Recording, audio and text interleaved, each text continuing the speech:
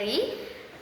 Video ini dibuat bertujuan untuk memenuhi tugas UTS saya, yaitu mata kuliah Komunikasi Politik, yang mana mata kuliah ini diampu oleh Bapak Rohendi MIKOM MA MUD. Yang mana di dalam video ini saya akan menjawab pertanyaan-pertanyaan yang telah disediakan dan diberikan oleh Bapak dosen. Izin menjawab untuk keseluruhan soal yang telah diberikan.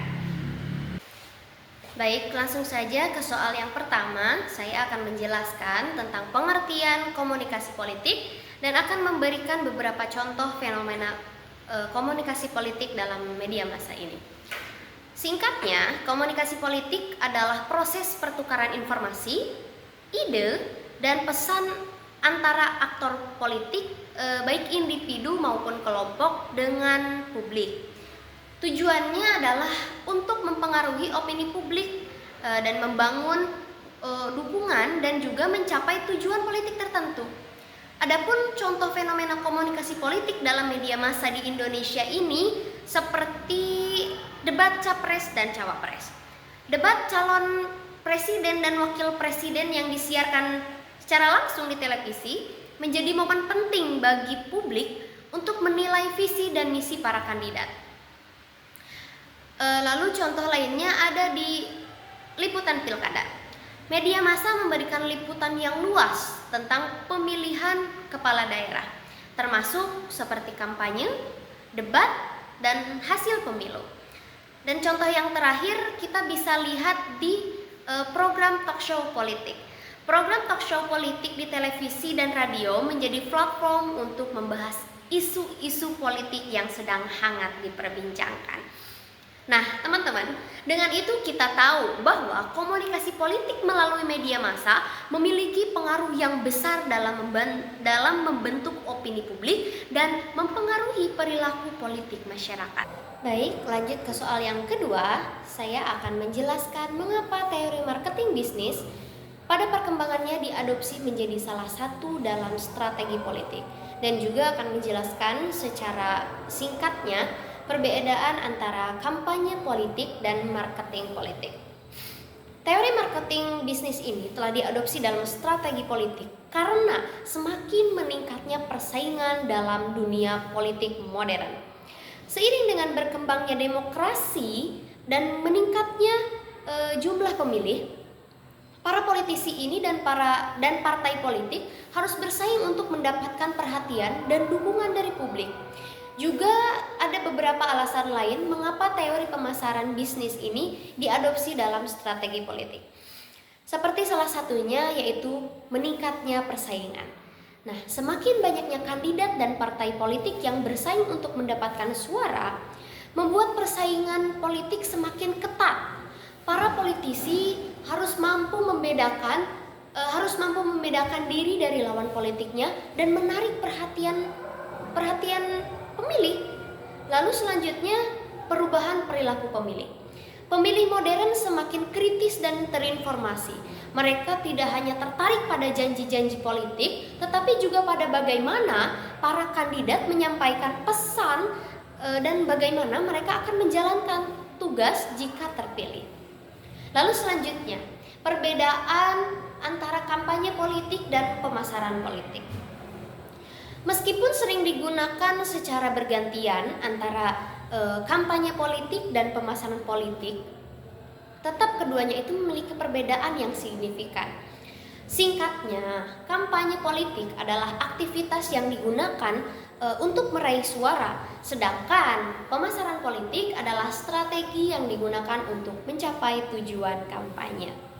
Lanjut saja kita ke soal yang ketiga, yaitu saya akan menjelaskan secara konkret dan singkat tentang pengaruh komunikasi politik terhadap elektabilitas seorang kandidat dalam kontestasi politik. Dan saya akan menjelaskan ini melalui contoh politik tertentu. Komunikasi politik itu memiliki pengaruh yang sangat besar terhadap elektabilitas seorang kandidat dalam kontestasi politik. Komunikasi yang efektif bisa meningkatkan elektabilitas. Sementara komunikasi yang buruk bisa menjatuhkan. Seperti contoh yang saya ambil itu di Pilkada Jakarta 2017. Basuki Sahajapurnama atau yang biasa kita panggil Ahok merupakan kandidat petahana yang memiliki elektabilitas tinggi. Namun komunikasi politiknya yang dianggap kurang sensitif terhadap isu SARA atau suku, agama, ras, dan antar golongan membuat elektabilitasnya itu menurun drastis. Pernyataan Ahok yang dianggap menyinggung kelompok tertentu memicu protes dan demonstrasi besar-besaran yang pada akhirnya berdampak negatif pada citranya di mata politik.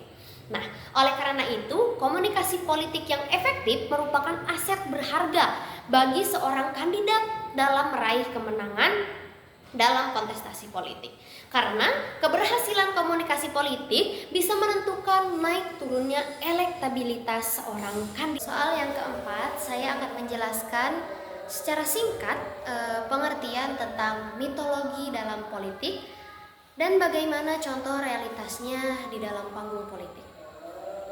Mitologi dalam politik menurut saya adalah sebuah cerita, simbol, dan keyakinan yang digunakan untuk membangun identitas, legitimasi, dan dukungan bagi para pemimpin atau ideologi politik. Nah, mitologi ini seringkali dibentuk melalui narasi yang diulang-ulang, simbol-simbol yang kuat, dan ritual-ritual politik. Salah satu contoh yang saya ambil yaitu mitologi pemimpin yang karismatik. Contohnya sosok bapak bangsa yang sering diangkat dalam politik Indonesia. Narasi ini menggambarkan pemimpin sebagai penyelamat yang memiliki wibawa dan kemampuan luar biasa untuk membawa bangsa menuju kejayaan. Karena itu penting untuk dicatat bahwa mitologi politik tidak selalu negatif. Ia dapat digunakan untuk memotivasi, menyatukan, dan menggerakkan masyarakat. Namun, jika dibentuk dengan cara yang manipulatif dan tidak berdasar, mitologi politik ini dapat menjadi alat untuk memanipulasi dan mengendalikan. Selanjutnya, ke soal yang terakhir, saya akan memberikan pandangan tentang perilaku komunikasi politik Cabuk dan Cawabuk dalam kontes Pilgub Wabub 2024. Karena saya berdomisili di Subang, jadi saya akan memberikan pandangan bagi ketiga paslon Kabupaten Subang 2024. Untuk paslon yang pertama yaitu ada Bapak Haji Ruhimat dan Aceng Kudus, yang mana tetap mempertahankan slogannya yaitu Subang Jawara, Jaya, Istimewa, dan Sejahtera, yang mana ini lebih fokus untuk meningkatkan layanan kesehatan, pendidikan, dan perlindungan sosial. Sedangkan paslon nomor urut 2 yang mana Bapak Reynaldi Putra, Andita Budi Raimi, dan Agus Maskur Rosyadi ini memiliki tujuan yang sama dengan singkatannya yaitu religius, yang mana terwujudnya Subang yang unggul, maju, dan kompetitif dengan pembangunan berkelanjutan menuju masyarakat adil, sejahtera, demokratis, dan religius. Lalu paslon yang ketiga yaitu ada Asep Rohman Dimyati dan Ibu Lina Marliana, yang mana berfokus pada percepatan menuju Subang yang maju, tertata, dan merata. Yang mana komunikasi politiknya itu yang lebih banyak kampanye itu paslon nomor urut 1, yang mana lebih berfokus menelusuri dan juga memberikan keyakinan kepada masyarakat luas di Kabupaten Subang. Mungkin cukup sekian yang dapat saya sampaikan mengenai beberapa soal yang telah saya jawab dalam mata kuliah komunikasi politik ini. Sebelumnya saya meminta maaf apabila jawaban yang saya berikan mungkin sangat kurang baik, dan terima kasih atas segala perhatiannya. Demikian dari saya, wabillahi taufik walhidayah. Wassalamualaikum warahmatullahi wabarakatuh.